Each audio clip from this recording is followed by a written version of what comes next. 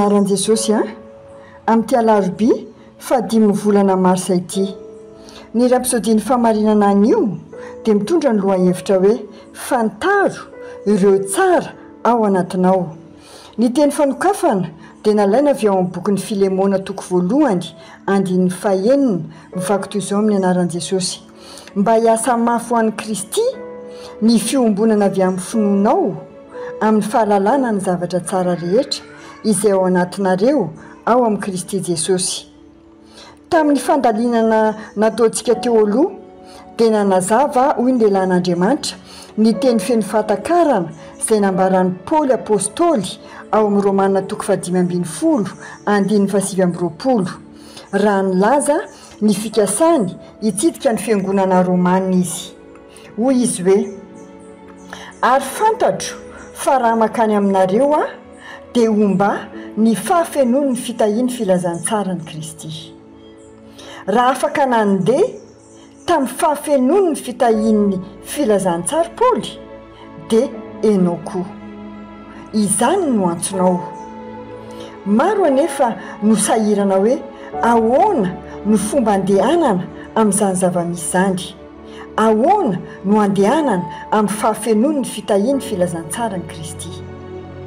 Ny teny fanokafana dia manambara fahamarinana manan-danja izay tena fanalahity. Izao ny voalaza ao: mba hiasa mafy ho an'i Kristy ny fiombonana avy amin'ny finoanao amin'ny fahalalana ny zavatra tsara rehetra izay ao anatinareo ao amin'ny Kristy Jesosy. Izany hoe ny fizarana na fandraisana anjaran'ny finoanao na ny fampiarana ny finoanao dia anjara izy vokany noho ny fahafantarana ireo zavatra tsara rehetra ao anatinao ao amin'ny Kristy Jesosy. Raha lazaina amin'ny teny hafa dia hoe ny ahatonga ny finoanao misy vokany dia avy amin'ny fahalalana ireo zavatra tsara ao anatinao ao amin'ny Kristy Jesosy. Ny teny hoe mahalala izay nampiasain'i Paoly dia nadika avy amin'ny teny grika hoe epignosis, izay midika hoe manana fahaiza-manavaka feno, fanekena, fahalalana izay mampifandray ny mahalala amin'ny zavatra fantatra, fahalalana mitaky fifandraisana amin'ny zavatra fantatra, fahatakarana mazava sy marina ary mahitsy araka izay nanaovan'Andriamanitra anao sy izay napetrany ao anatinao tamin'ny alalan'ny filazantsara. Aleloia! Ankehitriny nateraka indray ianao ary ao amin'ny Kristy Jesosy dia misy zavatra tsara ao anatinao izay tiany ho fantatrao. Ny tenin'Andriamanitra sy ny asa fanompon'ny fanahy no any loharano azo antoka azonao izany karazana fahalalana izany. Hoy ny Kolosianina toko voalohany andininy 7:10. Mampiasa io teny epignosis io Paoly ao. Ary noho izany izahay koa hatramin'ny andro nandrenesanay dia tsy mitsahatra mivavaka sy mangataka ho anareo mba ho fenoana fahalalana. Le fahalalana eto le epignosis.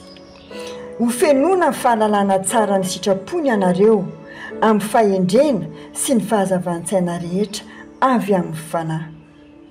Ny fandehanana amin'ny fahafenoan'ny fitahiany filazantsara dia mitaky fahalalana velona, fahalalana feno sy mazava tsara ireo zavatra tsara ao anatinao ao amin'ny Kristy. Isaorana ny Andriamanitra. Mino hafanahy voaray zavatra ianao tao anatin'izay tenin'Andriamanitra izay. Asaiko ianao amin'izao fotoana izao amerina n'ity vavaka ity amin'ny fonao rehetra. Ray malalo, misaotra anao no ireo zavatra tsara atao anatiko mahalala sy mandeha amin'ny fahafenoan'ireo fitahian'ireo izay miteraka vokatra eo amin'ny fiainako ary mahatonga ho fitahiana ho an'ny hafa amin'ny alalan'ny teny sy ny fanahy dia mahazo fahalalana mazava tsara momba ny lovako